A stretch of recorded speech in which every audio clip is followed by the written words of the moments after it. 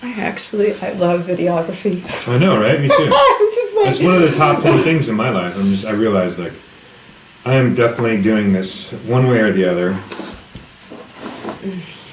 It's just my own stuff. I don't care. Yeah. It's good to know. It's amazing that we have the ability to do what we can. It's amazing. The past, like, technologies that are available. It is ridiculous. I wanted you to see some stuff. Do you know Jason Silva? Please, let's take a look at this for a minute. I want you to. Oh, you wanna just for 1 minute. Where is Please. he? Where is he? Give me on Facebook. Okay. Are you recording? Yeah. Oh. We can do that. You're getting like the candids, aren't you? Oh, right. Oh, you like the real deal. Huh? Oh no. That's why I said, didn't I say I love videography?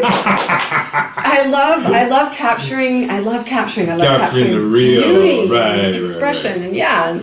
And I'm none of this like proper and that has a place. Yeah, sure. That has, Get down nitty gritty, huh? All of the above, and then there's the reality of editing, because. So Jason Silva. Oh, yeah. That's the story I just shared on Facebook. Oh, sweet. Me in my car photographing myself.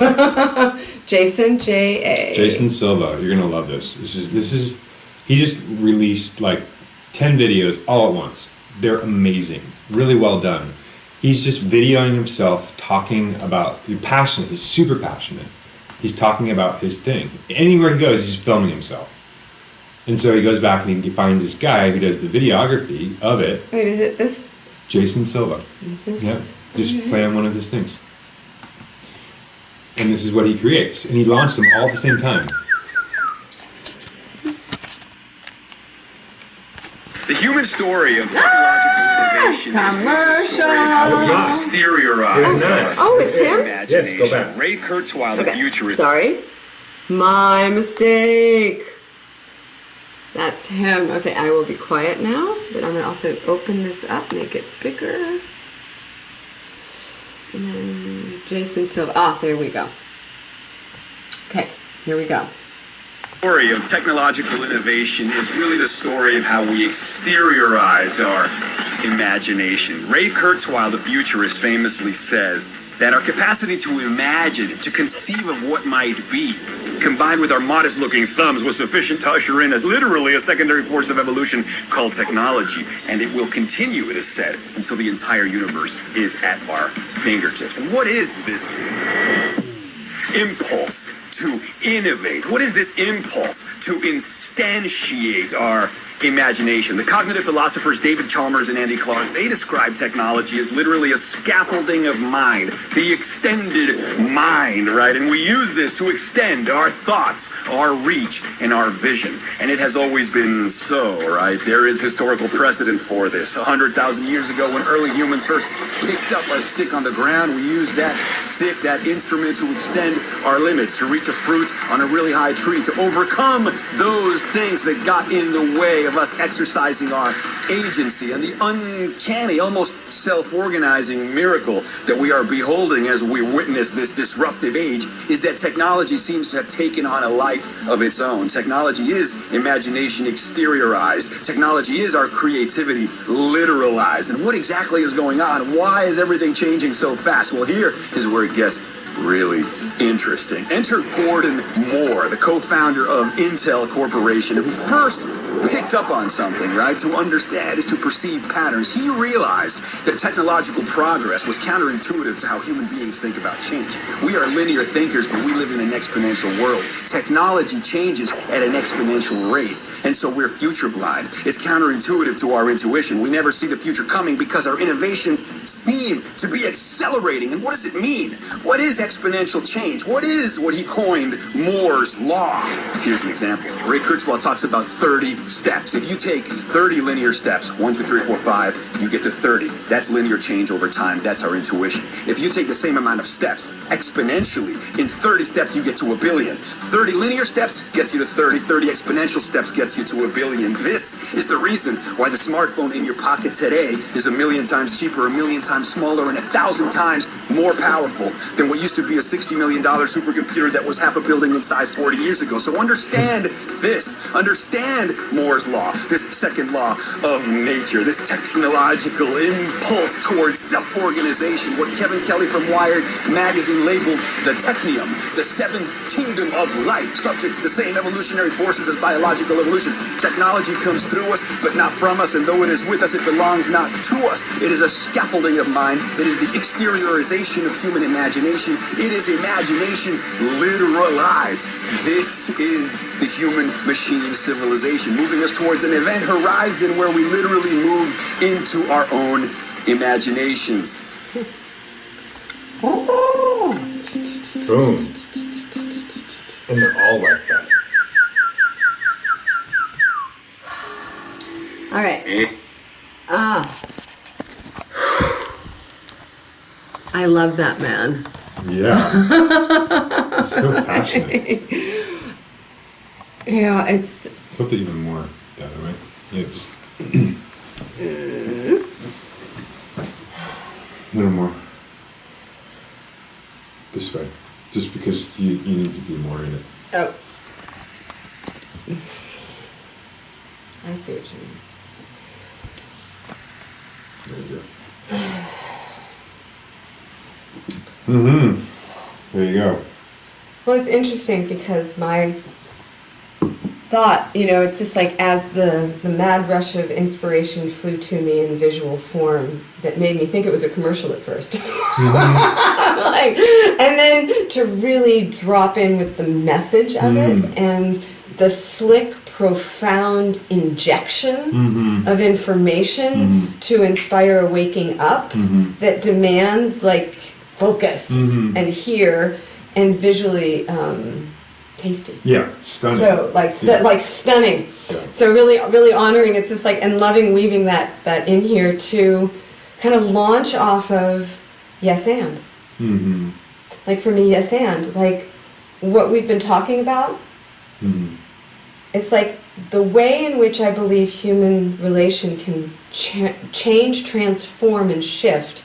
We have yet to do it. So the thinking around our technology is still formulated more or less unconscious or with authoritarian roots in which it's being implemented, such as militarism. And the way in which we are using our technology is not yet where we could be. It's still controlled, still heavily controlled. And this is where I feel like he's wrong. I'm not a linear thinker. I'm a quantum thinker.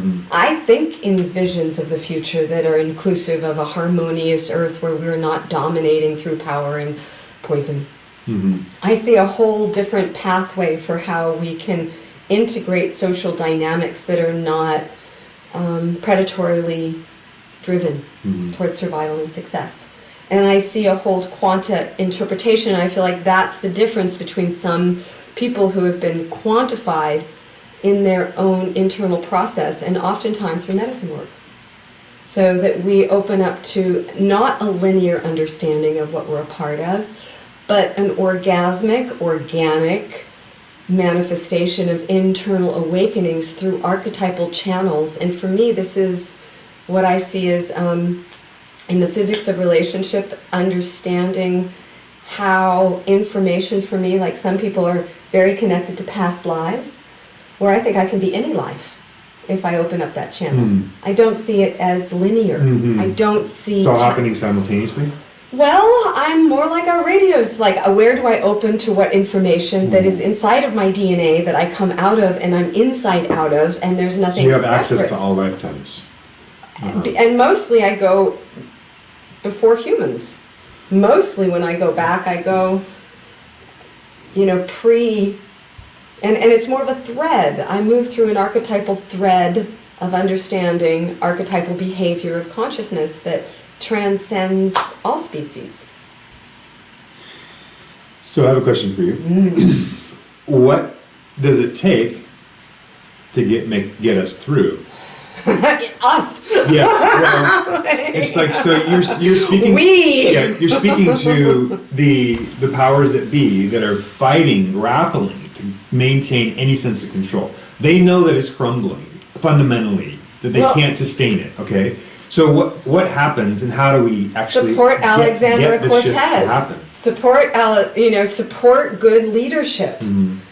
Do not support bad leadership. Support good leadership in every way, shape, or form. Debug the system that empowers a bully, period. In every family system, in every nationality, debug the bully. Take their power away. Stop voting for a bully. Start voting for individuals who have the community's best interest at heart. Vote for individuals that will take care, that will listen, that will not go towards violence, that will go towards negotiation and mediation. Every single individual who puts forth their energy towards somebody in leadership, anybody in leadership. How do we support leadership that is truly trying to evolve out of violence as the bottom line? And that making that bottom line so far away, it is not our knee-jerk reaction to go to. And right now, my friend, we are being controlled by terror and terrorism. We are being controlled to fear that puts us into a structure that marginalizes our power and our ability to respect and respond to each other. And it's being forged by individuals with lots of money. They have think tanks on how to do this shit. They want to dismember us. They want to. Well, no, they want to make sure we don't unify, because if we do, they will be out of power, and it's just that fucking simple. So anything that they can do to support people in fighting, anything they can do. They want the intertribal conflict. They feed on it. I see. Not only do they feed on it, they make billions of dollars on it. And not only do they make billions of dollars on it, they take away our boys and make them be the ones using the violence on others. So it's so intricate in the way in which it socializes our belief system around how we get things done. And this is where we need to come back and take our boys back. You know, every single warrior, I want you. I want your heart, I want your focus, I want your power, I want your passion to help us on planet Earth, whatever that means, but not by hurting each other, and not by using violence on each other as a foundation of acceptable from prison systems. How dare we take our young men and victimize them for being in poverty, and then take them away from their families and disenfranchise and disembowel whole communities by creating a prison system that uses slave labor to make fucking shit. Excuse me. I want those. I want all, you know, like the good inside of the people. How do we feed it? Because we have, you know, we feed it by listening to them, and how would they want to contribute? And are they at a stage in life where they can contribute? Or are they in a healing crisis in which they need an emergency team? Or are they in a walkabout where they need to go travel around the world to really understand where is my place in humanity? You know, and finding ourselves capable of honoring and trusting people to make good decisions when they're given good options. Because if we're not given good options, people will pick up the pitchfork, the knife, the gun, and fight each other for the resources. It's fundamental, like primate survival. So fundamentally, it's to return to love. I think that love is a symbol of an energy. Like we have love, and then what is it to work in a way that builds cohesion and care, that nourishes connection where love grows. So love is the byproduct of a healthy system. You don't get to love by saying I want love. You get to love by creating commitment and connection and building an intimacy with your own system that connects with the intimacy of another system, that forges this heart connection, and that can be a religion. You know, because it opens up a safe space that allows the gem of heart, which God consciousness comes through. You know, so how do we, or the parent-child, or where is it that our intimacy heart flourishes? You know, and then and that intimacy heart flourishes, and people have been usurped to build walls and castles and defense to protect that intimacy heart at all cost, because of the belief around what it takes to be that intimacy heart. It takes all these things, and if you don't do them, you won't get it. So therefore, how do you get that? And if other people aren't doing it, then they're threatening what you do. And so how does it twist into more violence? How does it twist into inside of the family system and inside of the larger? I was listening to some radio show on I think our humanity is needing to grow into our own fatherhood and our own motherhood and our own ability to be alive and listen to the process that each of us are here in. Really listen and hear each person in their individual life experience. Yeah. And their heart. The fundamental.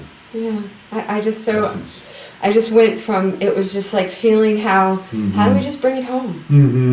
How do we bring the heart home? Each heart. And so it's not, and then, but there's like the political system and then all the religious sects and how they create community. And it's the community and the relationships that form the heart connections. And sometimes they're formed around a system, and sometimes they're formed around an anti-system, or like Burning Man is its own system. So these are all systems, but how does the heart? Because you said it's all about love, but to me it's like love is just this piece of this whole, and we need the whole. We need our anger to be able to give us feedback if it's not feeling okay. We need to be okay with not feeling okay. Like, no, that's not fucking okay. I don't like all of the. So in my head, where I just went to was the new president of Brazil, who is now apparently going to sell the rainforests of Brazil to logging companies. And that is one of our front lines as a lung for planet Earth. So his ability, and he was elected, and he's like their Trump. He's on that side of the spectrum in regards to the political system. And it's interesting how these individuals are gaining power, which is mind-blowing to me that Trump is, and yet it's not, because it's almost like the way power systems have been looking. America looked kind of sane compared to some of the dictatorships I've seen as a younger person. And now that kind of insane dictatorship of the head of a country looking like that is no longer in a foreign land, it's in America. But it looks really like a not healthy system. So, and how do we love? See, that's the thing. It's like, I can love Trump.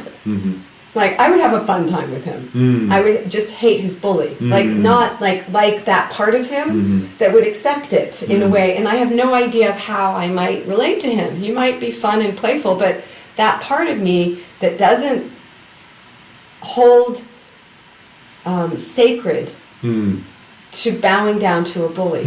That I feel like what we hold sacred is to say no, so that the heart has a better opportunity to relax and grow. So I think love is to nurture the garden of our interconnectedness so we can feel each other and feel the heartbeat in us all. Whatever that means to the rain falling on the earth and the climate change manifesting in the field. So how do we... And so there's a woman by the name of Alexandra Cortez. She's 29 years old, and she was just elected by the people of New York to represent them in the government. And I think that we have to, and wherever you find yourself sitting, where is the good, and I'm going to use the terminology, fight. Because there is a way when you're fighting for your life, for you're fighting for your healing. When you're, that fight, that energy, that aggressive momentum is a part of how our system gets energy up to live.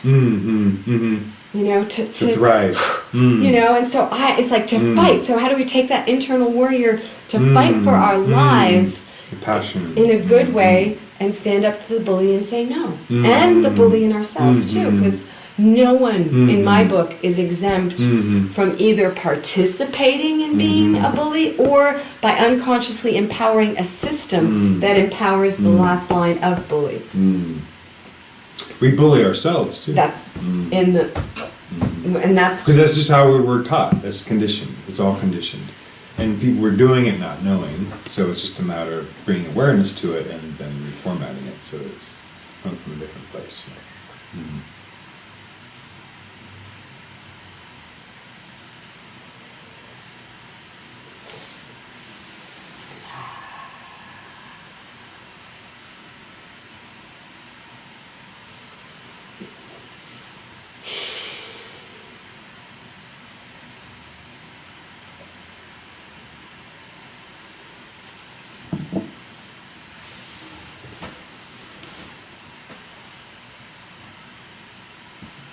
I mean, it really doesn't take much. Like just small segments, you know. They're really power packed too. You have intensity. It's like good.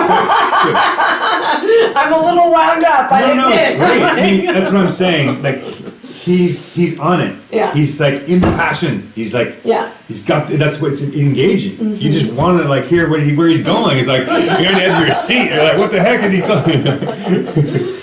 Yeah. And and with a lot and of it wasn't imagery. even anything fancy. Nothing fancy about his filming. He was just engaged in it. Like and the current of what he was sharing was he's very eloquent. But sometimes he's yelling. He's yelling into it. I think I was too. Yeah, but it's just passion. But it's like, well, how is it that I can handle him yelling? Like he's actually yelling at me right now, but I feel the passion and I can connect to it. It's not coming from you know. Well, it's just energy. No, it's actually because it's not personal. He's not yelling at you. It's like, imagine you're there and you are a part of this community and you want to raise the frequency to have people right. You know, and Wake so up. we are in that you know, that auditorium.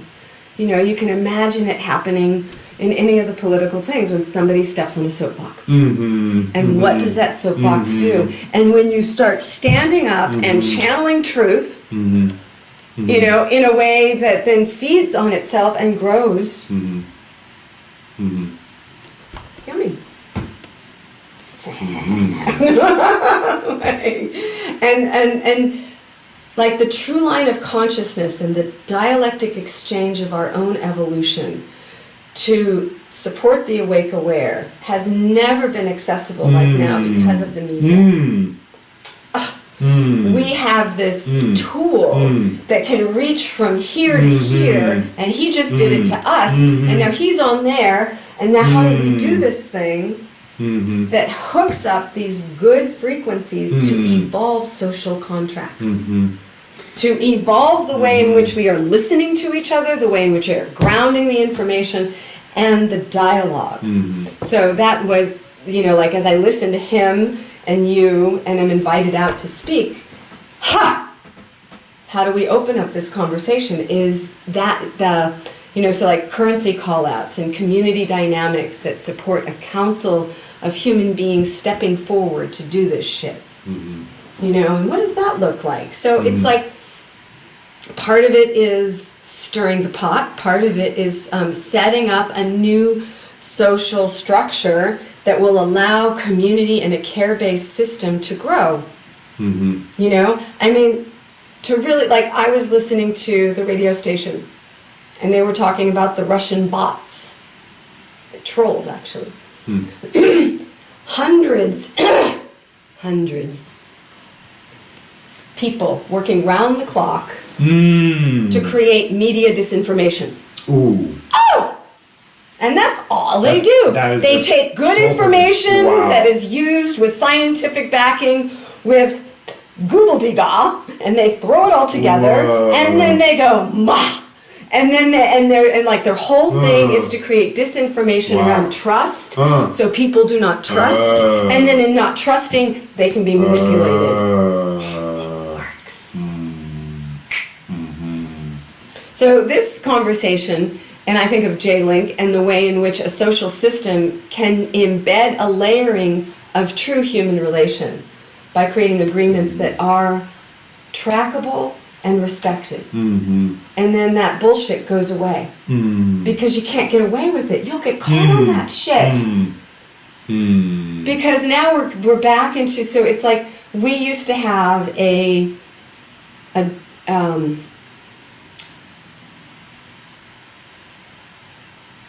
our global conversation has been evolving, and the way in which books and news and journalism has evolved to create a society that looks at itself, and that the disinformation is creating distortion, whereas before the way in which the newspaper rose up, and it's not, it's just like, how old is it? As old as the printing press. It's not a very old creature. How old is the book? Before it was handwritten. How, where have we evolved in just the past? We're babies. And now we have this global system, and we're babies throwing mud, and it's just like chaos. So how do we recreate in our technology a social dialogue where trust is a component of healthy exchange? Safety. And safety. And there's so many different pieces of what we need to inspire in the heart, as many pieces as there are humans, because every heart matters. And there's a level of what a lot of the disinformation tries to do is create it so people can't actually align to good things, because they can't see each other. And so they can't see the good things that are happening. They're only focused on the bad things. So they're constantly presenting only the bad information. So that's what they're creating. And they're looping, and they get more and more isolated, and people are very isolated. And then technology is encouraging the isolation, isn't it? The way we're using it, and that's where I would disagree with dude. What is his name? Jason Silva. How we envision our future matters, because if we don't envision it, in like, I like my vision. I would love to have a dialogue and a show just talking about how we could create a different future. How do we keep the heart in it? Yeah. How do we keep the connection, the human, fundamental human relation, like the nourishes? Well, here, this is my. It's called the terminal, and the terminal is these places on Earth that you go to, and you can go anywhere on the planet, do anything that you want. You can sign up for a team, you can travel, and it's a hub, and it's evolved over time, in which it's just it's like using all the technology. It's kind of like the Star Trek energy, where there's no money involved, and it's really, people are drawn towards their vocation through the heart, and that the whole system is made up to empower an eco-conscious society to nurture itself. And it honors our migratory self. It honors the part of us that wants to stay home and cook. It honors the parts of us that want to be in the city or be in these things. And the other part of we as a species have learned to rise our buildings above ground, kind of like skyscrapers, but the ground has been rededicated to the animals of the earth. And that humans can actually go down out of their more sky gardens that are human, and go down onto the earth, and the earth has been restored in a way that the landscape and the animals and the system has been given back to the animals. So no longer are there horse ranches. They don't exist. Horses run free. And you can be a guardian of the horses, and sometimes humans become and run with the packs of animals because their psyches have come back into a relationship that honors other species. So that we have relationships to other species by the way in which we interact with them and respect their domain. And one of my homes in this thing for one of my characters is a pod that lives in the ocean that hangs out with the dolphins. And that the pod can morph into a singular pod, so I can have solo space, or it can morph into a community pod in which my tribe and I can meet. And one of the pieces around this story is that because of the way in which humans almost killed the planet, a lot of the work that's happening in year 2173, which isn't that much into the future, but it's just a little under... Anyway, a little over 150 years away from now, but that we're still healing what we did at this era. So we're working with the ecosystem and we're nurturing, so that there's assignments and there's also hot spots.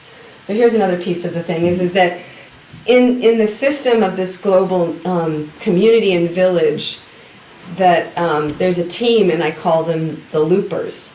And the team can go to any region that might get a conflict or a hot spot.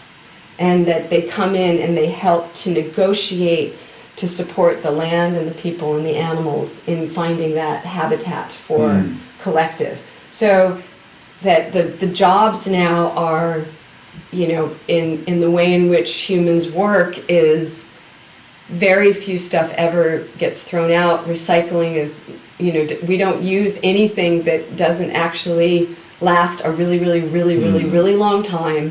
And so that garbage has changed, everything has changed, the whole system in how we function as a society is integrated with listening to the earth and listening to each other to create a healthy social and ecological organism of humanity with Earth. And in that then there's, one of the pieces of the story is that the young people, like all of the wisdom of history lives inside of the mountains, and the mountains are like moss and visuals and just, it's just like the way in which we have claimed our architects is living, breathing, warm systems. And and these are like, so how do we create beyond Batman and Wonder Woman and the Joker?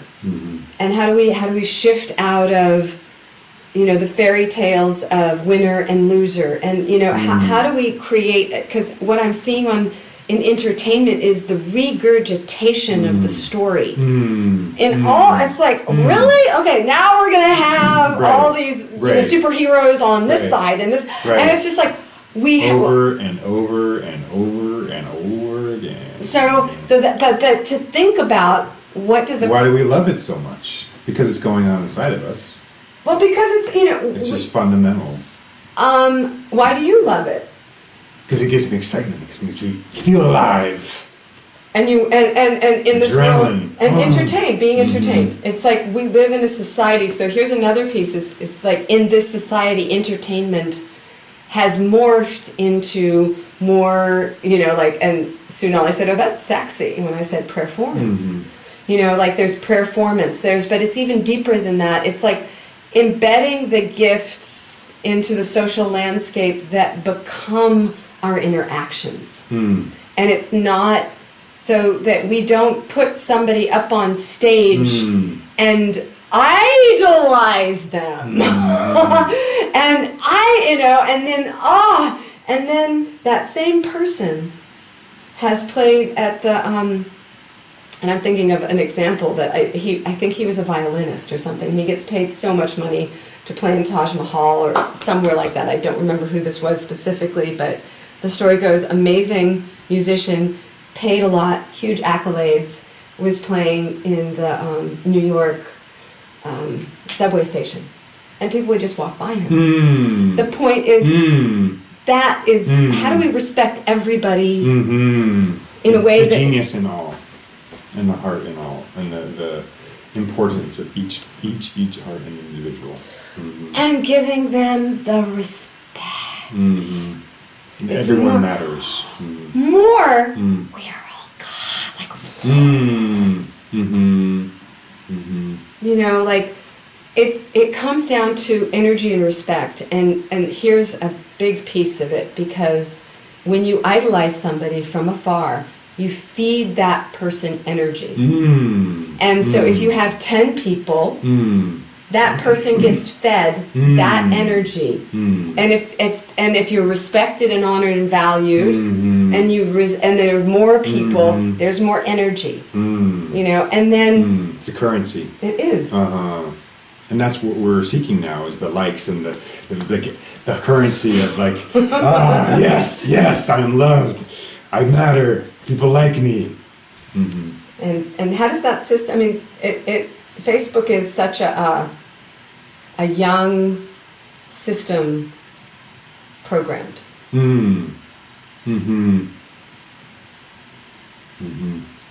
I would like a more well thought out. Yeah, I'd like an update. An update, please. Upgrade. and I know we're not alone, you and I, in regards to wanting that. I don't think people know what could be different. I mean, I don't think people realize it. I mean, over time, slowly, it's been modified to take more of those things away. It's not so much of the community feeling vibe that you used to get in it. So they don't want that intimacy. You know, for me, what I'm noticing when I want to get into the Facebook is I'm hungry for community. I'm hungry for connection. I'm hungry for being with people. I'm alone. I'm like, I want to feel part of something. I want to feel part of it. I'm just trying to find the pocket to kind of like get that feeling of what it's like to be like, oh yeah, part of the people, you know, part of like, I'm contributing. This is what is part of the human story, the human family, you know, and to feel, you know, interrelationally like, you know, it's the oneness of all of us doing this together. And it keeps people coming back. I do brushstrokes to stay connected. You know, really appreciate the call to connect. And some people do it better on Facebook than others. You know, some people are like they found their niche. It's a good tool. It's actually a very useful tool, and it's a way to access the world. It's amazing. Yeah. I just feel like it's similar to, for me, that like the dance community, or just life in general. I feel a desire to help social evolution, and that there's so much energy, but how is it being harnessed towards actual movement? Sure. All, right, and then right. You know, so yeah, it's all very stagnant, stale. Like it's not. I mean, not necessarily. I mean, no, people it's more millions and millions and millions, and it's happening. But there's just I'm just, I think, frustrated by our human social and how it doesn't. It's like. And that's why I want to create Culture for Care, and that's why I want to create the community call-outs, and that's why I want to create, you know, the prayer lodge and the dance kiva and these places where the social has a chance to taste something deeper and to move that depth back into the collective. And I know it's happening, you know, and this is where I feel like I'm kind of brushstroking around the Facebook piece because I put a lot of thought into it and feel like it unto itself could have its own. So that's like, let's put that one on the next conversation, because I'm starting to find myself winding down a little bit and feeling like, and it's big, you know, but I feel like part of our social evolution is how do we, and it's happening. And I think that Facebook is like a window into people's realities. Now, how do we understand how that window is being shaped by a very simplistic, control-oriented engagement that makes people want to feed their addictive behavior of like and dislike and being motivated in ways that people get, you know, it's like what happens when people get off? Anyway, there's a whole lot more around. Yeah, You and I. Yeah, sure. Anything last Yes, you want to say before we turn off the thing?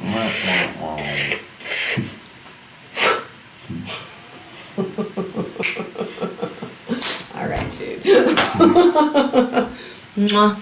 There's some good nuggets in there for sure. Yeah. Good.